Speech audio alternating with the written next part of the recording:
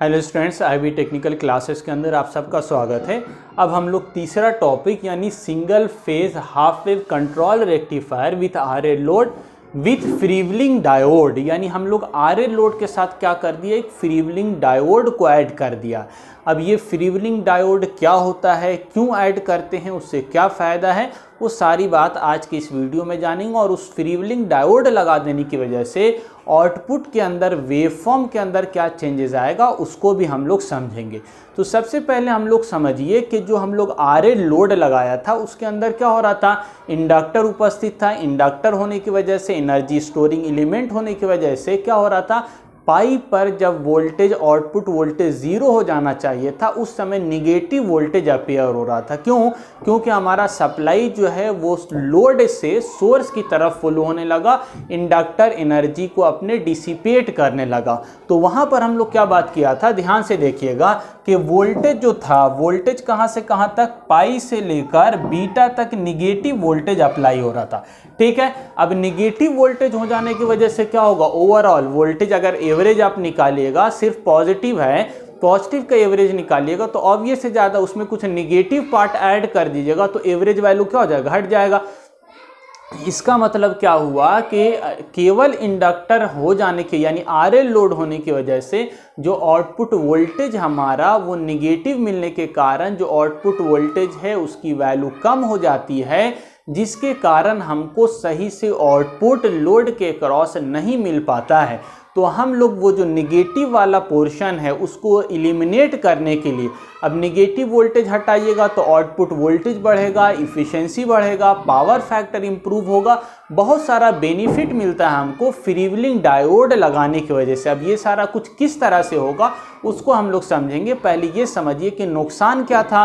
नुकसान ये हो रहा था कि हमारा इंडक्टर होने की वजह से पाई से लेकर बीटा तक जो था, यानी ये जो बीटा की वैल्यू थी यहाँ तक क्या हो रहा था, निगेटिव वोल्टेज हो रहा था। निगेटिव वोल्टेज होने जाने की वजह से एवरेज आउटपुट वोल्टेज घट जाएगा, इफ़िशियंसी घट जाएगी, पावर फैक्टर रिड्यूस हो जाएगा। तो उन सब डिसएडवांटेज को एलिमिनेट करने के लिए, यानी आप बोल सकते हैं इतने सारे एडवांटेज को ऐड करने के लिए हम लोग क्या करेंगे, फ्रीव्हीलिंग डायोड को लगाएंगे। अब फ्रीव्हीलिंग डायोड क्या है इसको ध्यान से समझिए। डायोड तो आपको मालूम है पीएन जंक्शन होता है, पॉजिटिव टर्मिनल, नेगेटिव टर्मिनल, ये भी फॉरवर्ड बायस होता है, रिवर्स बायस होता है, वोल्टेज यानी पोलैरिटी किस तरह से कनेक्ट कर रहे हैं। तो फ्रीव्हीलिंग डायोड, डायोड का मतलब क्या है आपको मालूम है, फ्रीव्हीलिंग का मतलब ऐसा डायोड जो कि करंट को फ्रीली मूव करा दे। व्हील का मतलब क्या होता है, पहिया, यानी एक लूप के अंदर, एक क्लोज पाथ के अंदर करंट को फ्रीली मूव करा दे, ऐसे डायोड को हम लोग क्या कहेंगे, फ्रीव्हीलिंग डायोड कहेंगे। किस तरह से काम हो रहा है उसको यहाँ पर समझिएगा डायग्राम की मदद से। तो हम लोग क्या देखा है, पहले की तरह ही आपका सर्किट है, लेकिन क्या है आपका थायरिस्टर लगा हुआ, आरएल लोड लगा हुआ, केवल ऐड क्या कर दिया, फ्रीव्हीलिंग डायोड ऐड किया। क्यों ऐड किया है आपको बताया, डायग्राम में फिर से बताएंगे। फ्रीव्हीलिंग डायोड किया है, लगाया है, अब इससे क्या बेनिफिट हो रहा है उसको समझना है, और किस तरह से सप्लाई के आपका पैरेलल में लगा हुआ होगा फ्रीव्हीलिंग डायोड, किस तरह से काम होगा समझिए ध्यान से। तो जब पॉजिटिव हाफ साइकिल जब पॉजिटिव हाफ साइकिल होगा तो पॉजिटिव हाफ साइकिल के अंदर क्या होगा कि ये वाला जो टर्मिनल है यानी एससीआर तो क्या होगा आपका ऑन हो जाएगा, फॉरवर्ड बायस हो जाएगा, कंडक्ट हो जाएगा। लेकिन फ्रीव्हीलिंग डायोड क्या होगा, ये वाला ध्यान से देखिए, नेगेटिव टर्मिनल, ये नेगेटिव टर्मिनल यानी फॉरवर्ड, ये पॉजिटिव हाफ साइकिल के अंदर जब एससीआर ऑन होगा, पॉजिटिव हाफ साइकिल की जब हम बात करें तब क्या होगा, एससीआर तो ऑन हो जाएगा, पॉजिटिव नेगेटिव, ये लेकिन ये देखिए नेगेटिव अपेयर हो रहा है, ये पॉजिटिव। तो आप खुद बताइए कि ये डायोड अभी फॉरवर्ड बायस है या रिवर्स बायस है। तो आपका क्या हो गया, रिवर्स बायस ही हो गया। और जब रिवर्स बायस हो जाएगा ये तो कंडक्ट नहीं करेगा, यानी यहाँ पर फ्रीव्हीलिंग डायोड तो है लेकिन ये क्या है, ओपन है, यानी इसका अभी कोई काम नहीं है। 0 से लेकर कहाँ तक, पाई तक, 0 से पाई तक पॉजिटिव हाफ साइकिल में फ्रीव्हीलिंग डायोड का कोई रोल नहीं है। जैसे आपका काम हो रहा था उसी तरह से काम होगा, कोई दिक्कत नहीं है। लेकिन जैसे नेगेटिव हाफ साइकिल दीजिएगा, व्हेन एससीआर ऑफ, तो उस समय क्या हो रहा था, ये वाला करंट जो लोड था यानी इंडक्टर था वो एनर्जी डिलीवर कर रहा था किधर, सोर्स की तरफ। यहाँ पर थायरिस्टर क्या हो गया तो ओपन। तो उस समय क्या हो रहा था, करंट जो था आपका, ये जो लो इंडक्टर था वो एनर्जी डिलीवर कर रहा था किसकी तरफ, सोर्स की तरफ। तो अब क्या करेंगे कि हम लोग एनर्जी, तो अब ध्यान से देखिए कि यहाँ पर ये एनर्जी पास करने के लिए क्या कर रहा था, ये वाला पाथ। अगर ये नहीं होता तो करंट ये वाला पाथ फॉलो करता, ठीक है, करंट इधर से आता, इधर से वाला पाथ फॉलो करता, जिसकी वजह से हमारा निगेटिव वोल्टेज अपेयर हो रहा था। लेकिन अब चूंकि यहाँ से देखिए अगर हमारे पास ये एनर्जी है यानी एट पाई, अगर बात करें एट पाई पर क्या हो गया है आपका, थायरिस्टर ओपन हो गया। थायरिस्टर क्यों ओपन हो गया है, क्योंकि ये क्या हो गया, अब रिवर्स बायस हो गया है, रिवर्स पोलैरिटी रिवर्स बायस हो गया है। तो अब देखिए ये वाला पॉजिटिव टर्मिनल किससे कनेक्टेड है, तो पॉजिटिव टर्मिनल जब रिवर्स, ये हमारी पोलैरिटी होगी, रिवर्स पोलैरिटी होगी, तब क्या होगा, ये रिवर्स बायस होगा। लेकिन ये देखिए पॉजिटिव कनेक्टेड हो गया इस टर्मिनल से और निगेटिव टर्मिनल कनेक्ट हो गया इस तरह से, यानी ये क्या है, फॉरवर्ड बायस है या रिवर्स बायस है। तो दूसरे वाले केस में जब आपका पाई पर हम पहुंचेंगे तो ये जो डायोड है ये कैसा हो जाएगा, ये आपका फॉरवर्ड बायस होगा। फॉरवर्ड बायस का मतलब कंडक्ट करेगा, ये क्लोज हो जाएगा।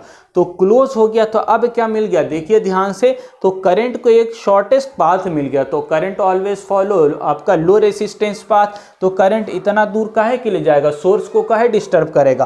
करंट क्या होता है, इस वाले पाथ को फॉलो करता है, यानी ये डायोड क्या हो गया, एक फ्री व्हीलिंग। फ्री व्हीलिंग का मतलब क्या है, फ्रीली एक पाथ दे दिया, व्हीलिंग दे दिया, पहिया दे दिया, लूप दे दिया, जिसके अंदर करंट सर्कुलेट करेगा। तो करंट आसानी से अब सर्कुलेट करेगा सोर्स और किस में, यानी लोड में और फ्री व्हीलिंग डायोड के अक्रॉस। तो अब क्या होगा, जो रिवर्स वाला वोल्टेज अपेयर हो रहा था वो नहीं होगा, क्योंकि अब फ्रीली आपका करंट मूव कर रहा है। और हमको क्या मालूम है, जब करंट फ्रीली मूव करता है तो इसके अक्रॉस वोल्टेज ड्रॉप क्या हो जाएगा, वोल्टेज ड्रॉप जीरो होगा, क्योंकि फ्रीली मूव कर रहा है, कंडक्शन कर रहा है। जब ओपन होगा तब ना वोल्टेज अपेयर होता है। तो ये तो क्लोज पाथ है और कंडक्शन कर रहा है तो वोल्टेज जीरो, यानी उस समय वोल्टेज क्या हो जाएगा, जीरो होगा, निगेटिव वोल्टेज अपेयर नहीं होगा, क्योंकि अब हम क्या लगाएंगे, फ्रीलिंग डायोड। दूसरा चीज फायदा क्या हो रहा है, निगेटिव वोल्टेज तो एलिमिनेट हो गया। क्यों हो गया, क्योंकि वोल्टेज ड्रॉप जीरो हो रहा है। आपका जो एनर्जी था या करंट था वो सोर्स की तरफ नहीं जा रहा है, वो इसी पाथ के अंदर मूव कर रहा है। दूसरा फायदा क्या है कि करंट आपका आसानी से मूव होगा, इसको किसी तरह का कोई बाधा, यानी पाई के बाद भी करंट फ्लो होगा। कहां तक होगा, तो जब तक एनर्जी है, कब तक है, तो बीटा तक इसके पास एनर्जी है, वो करंट फ्लो कराएगा।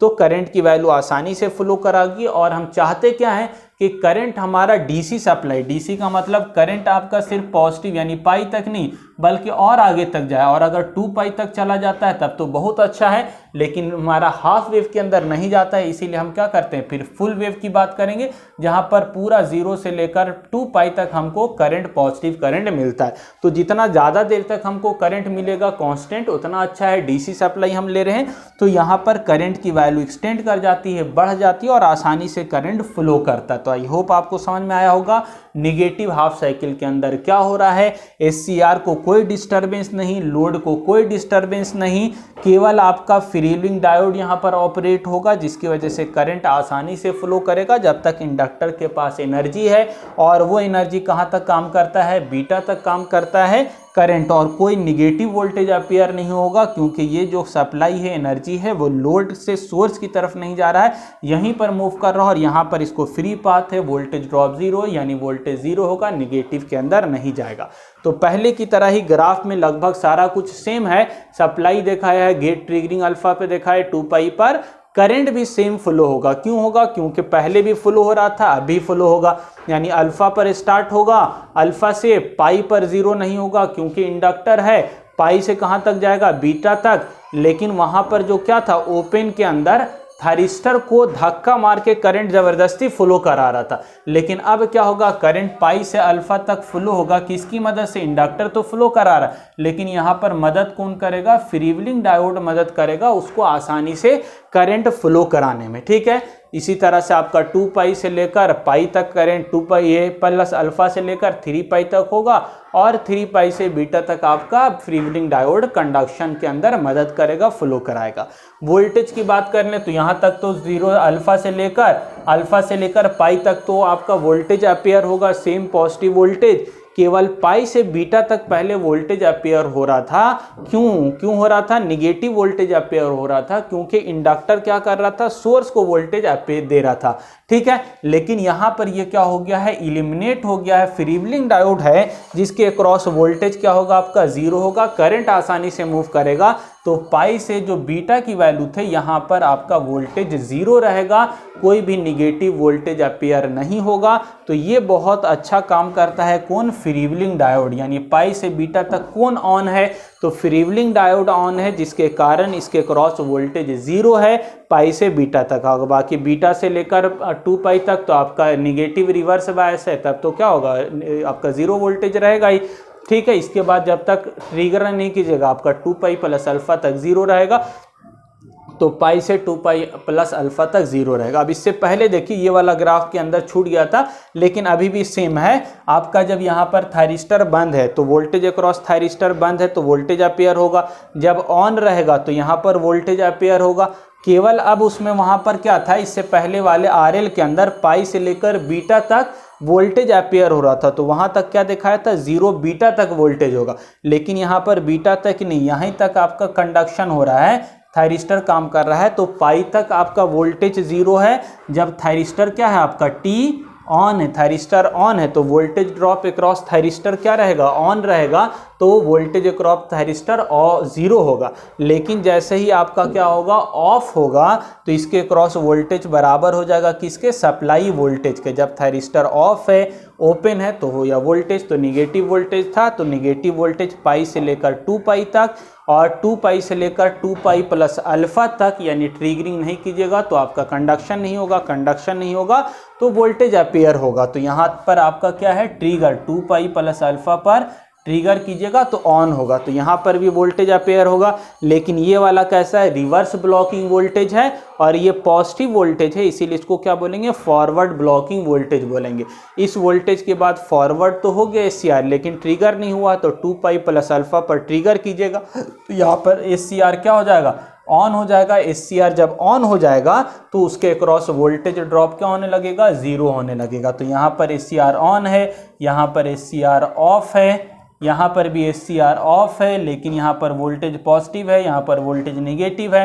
यहाँ पर SCR ऑन हो गया, इसीलिए वोल्टेज क्या हो गया? इसके across voltage drop across thyristor 0 हो गया। तो आई होप बहुत अच्छे से आपको ग्राफ समझ में आया होगा।